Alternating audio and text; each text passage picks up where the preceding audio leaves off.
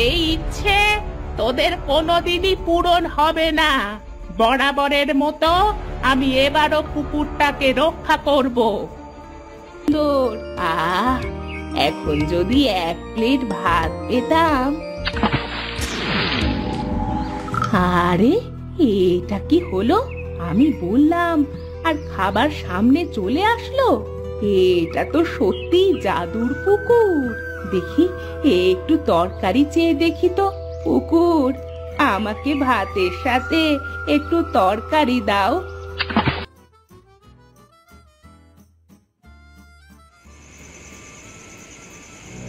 আমি তোমাকে আর বসিয়ে বসিয়ে খাওয়াতে পারবো না, তুমি বাড়ি থেকে বের হয়ে যাও। সারা দিন খাওয়া আর ঘুমোনো, একে খেতে দেওয়া মানে অন্ন ধ্বংস করা। দাও, বাড়ি থেকে বের করে দাও।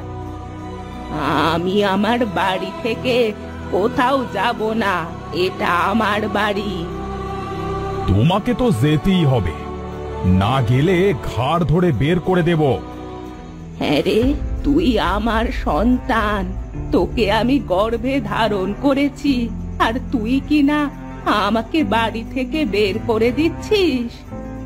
তোমার নাটক দেখতে দেখতে চোখে টানা পড়ে গেছে, এবার বের হও বাড়ি থেকে। না না, তোদের অপমান আমি আর সহ্য করব না। এবার আমি সত্যি সত্যি এই বাড়ি থেকে চলে যাব। হ্যাঁ হ্যাঁ, যাও যাও, আপদ বিদেয় হোক। তোরা আমাকে এই অসুস্থ শরীরে বাড়ি থেকে বের করে দিলি।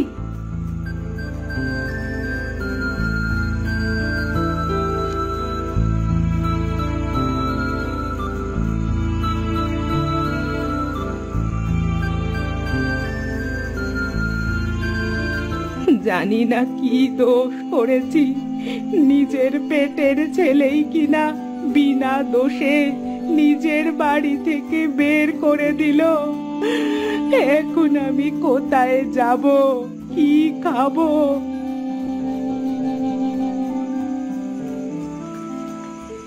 সামনে মনে হচ্ছে একটা কুঠির আছে, আজকে রাতটা ওখানেই কাটাতে হবে।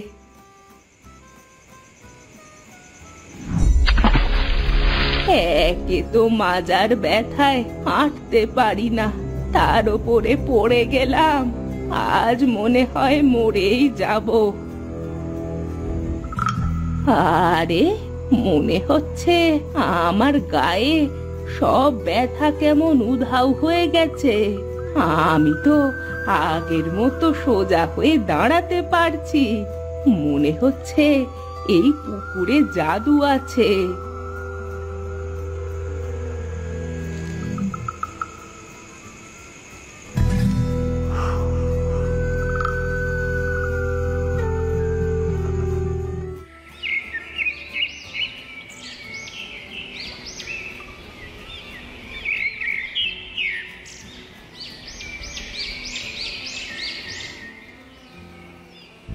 ভেবেছিলাম ওদের স্বর্ণের মোহরগুলো দিলে আমাকে থাকতে দিবে, কিন্তু ওগুলো ফুরিয়ে যাওয়াতে আবার বাড়ি থেকে বের করে দিল। আমার যাওয়াই উচিত হয়নি এখান থেকে।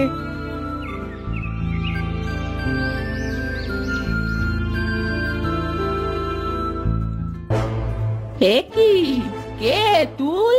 আমার ঘরে কি করিস? তুই কে? এখানে কেন এসেছিস? বুঝেছি, ওই পুকুরের লোভে এসেছিস না? ওটা আমার পুকুর, আর আমার পুকুর আমি কাউকে দিব না।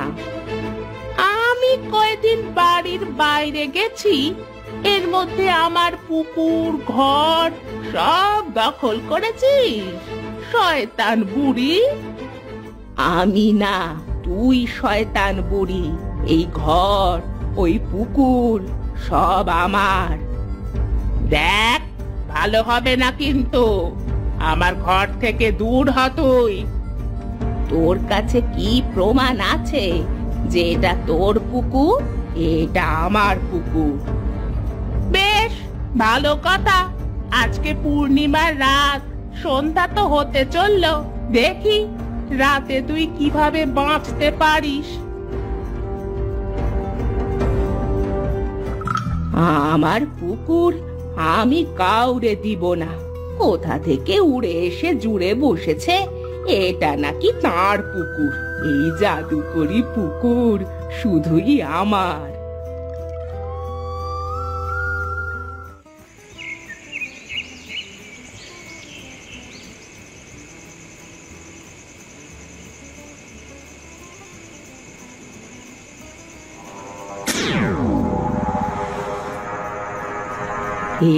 কি কারা তোমরা? আমার কুকুরকে কোথায় নিয়ে যাচ্ছ? আরে এই বুড়িটা পাল্টে গেল কিভাবে? এই পুকুরটা তো অন্য একজনের দায়িত্বে ছিল। এটা আমার পুকুর, অন্য কারো না। এই বুড়ি তো আমাদের কিছুই করতে পারবে না।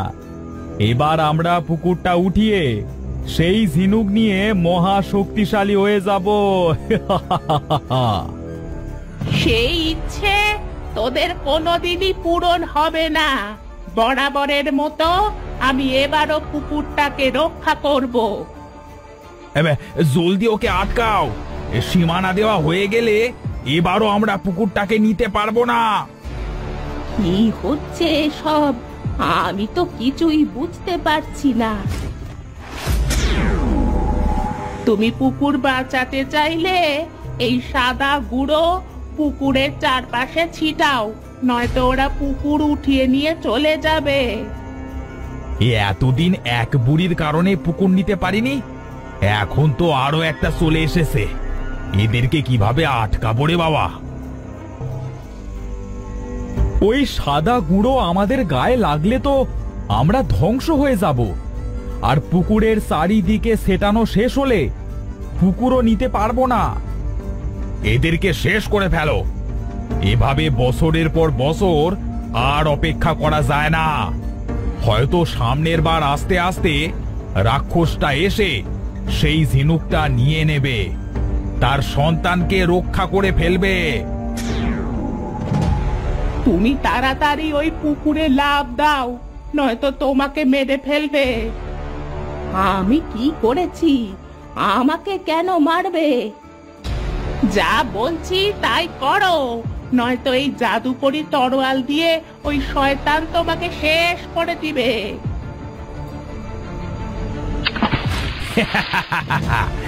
তোমরা আজ কেউ বাঁচতে পারবে না।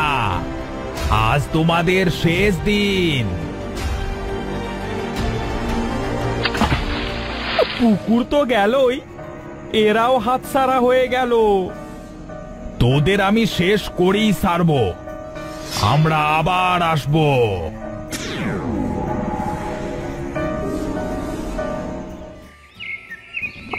আমাকে তুমি মাফ করে দিও।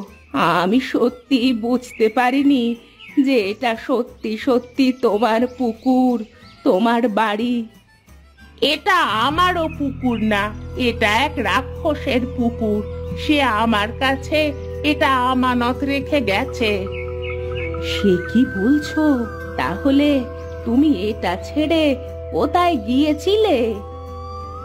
আমি আমার বাড়ি গিয়েছিলাম। বহুদিন আগে আমার ছেলে আর ছেলের বউ বাড়ি থেকে বের করে দেয়। আমারও তো একই অবস্থা।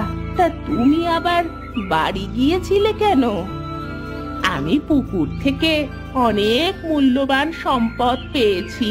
ভেবেছিলাম ওগুলো পেলে ছেলে আর ছেলের বউ থাকতে দিবে, তাই সব নিয়ে বাড়িতে গিয়েছিলাম। কিন্তু ওগুলো শেষ হতেই আবার ওরা বের করে দিল। কিন্তু ওই শয়তান দুটো তোমার পুকুর নিতে এখানে কেন এসেছিল? আর ওই সাদা সীমানা দেওয়াতে আমাদের কিছু করতে পারলো না কেন? এই পুকুরে একটা ঝিনুকের মধ্যে মহা অদ্ভুত ক্ষমতা সম্পন্ন একটা আংটি আছে। ওই আংটি যার কাছে থাকবে সে পুরো পৃথিবী রাজত্ব করতে পারবে। ওইটা নিতেই ওরা আসে। কিন্তু ওরা যে বলল এর মধ্যে সন্তান আছে, আর ওরা কালকেই কেন আসছিল?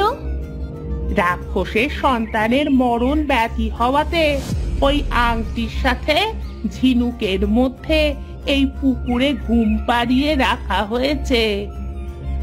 এই জন্য ওই আংটির গুণে এই পুকুরে এত কিছু। হ্যাঁ, আর এজন্য ওই শয়তান দুটো চায় পুকুরটাকে তুলে নিয়ে যেতে, যাতে ওরা আংটি, পুকুর আর রাক্ষসের বাচ্চা সব পায়। কিন্তু এই রাক্ষস আমার কাছে এই জাদুকরি সাদা গুঁড়ো দিয়ে গেছে। এটা ছড়ালে পরবর্তী পূর্ণিমা পর্যন্ত কেউ পুকুরের কোনো ক্ষতি করতে পারবে না। পূর্ণিমার সন্ধ্যায় এই গুঁড়োর ক্ষমতা শেষ হবে, তখন পুনরায় রাতে এই গুঁড়ো চারিদিকে দিতে হবে। এই গুঁড়ো মনে হয় ওই শয়তানদের লাগালে তাদের অনেক ক্ষতি হয়, এজন্য ওরা কাল আমাদের কোনো ক্ষতি করতে পারেনি। হ্যাঁ, কিন্তু তুমি এখানে কিভাবে আসলে? তোমার মতো আমাকেও বাড়ি থেকে বের করে দিয়েছে। এরপর বনে এসে এই বাড়ি দেখি।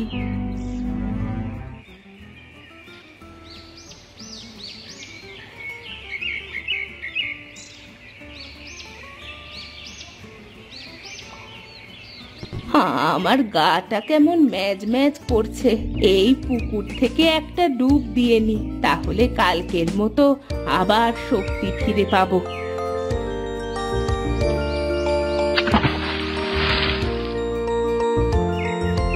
এই পুকুরের পানি এত মিষ্টি হলো কিভাবে? খেতে কি সুন্দর! এখন যদি এক প্লেট ভাত পেতাম। আরে, এটা কি হলো? আমি বললাম আর খাবার সামনে চলে আসলো। এটা তো সত্যি জাদুর পুকুর। দেখি, একটু তরকারি চেয়ে দেখি তো। পুকুর, আমাকে ভাতের সাথে একটু তরকারি দাও। সত্যি সত্যি এটা জাদুর পুকুর। আমার আর কোনো দুঃখ থাকবে না। এবার থেকে আমি এখানেই থাকবো।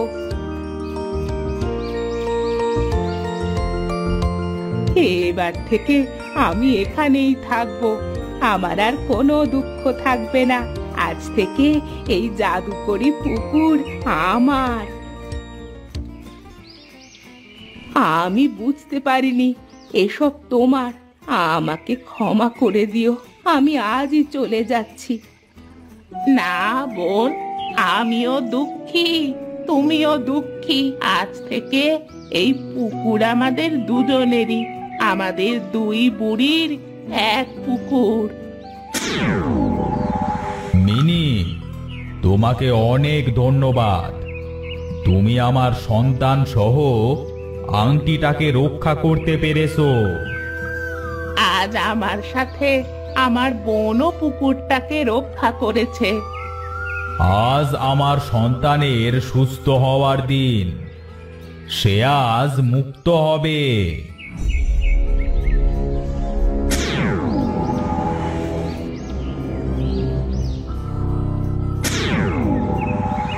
বাবা দেখো, আমি কথা বলতে পারছি, আমি চোখে দেখতেও পাচ্ছি, আর আমি হাঁটতেও পারছি। তার মানে তুই সত্যি সত্যি সুস্থ হয়ে গিয়েছিস? হ্যাঁ বাবা, আমার আর কোনো সমস্যা নেই। তোমাদের অনেক ধন্যবাদ আমার সন্তানকে আর আংটিটাকে রক্ষা করবার জন্য। এর প্রতিদান তোমরা পাবে। আগে পুকুরের যেমন জাদুকরি ক্ষমতা ছিল, এখনো তা থাকবে। আর কখনো ওই শয়তান জাদুকররাও কোনো ক্ষতি করতে পারবে না। আজ থেকে তোমাদের দুই বুড়িকে এই পুকুর দিয়ে গেলাম। আপনাকে অনেক ধন্যবাদ। আজ থেকে আমাদের কোনো দুঃখ নেই।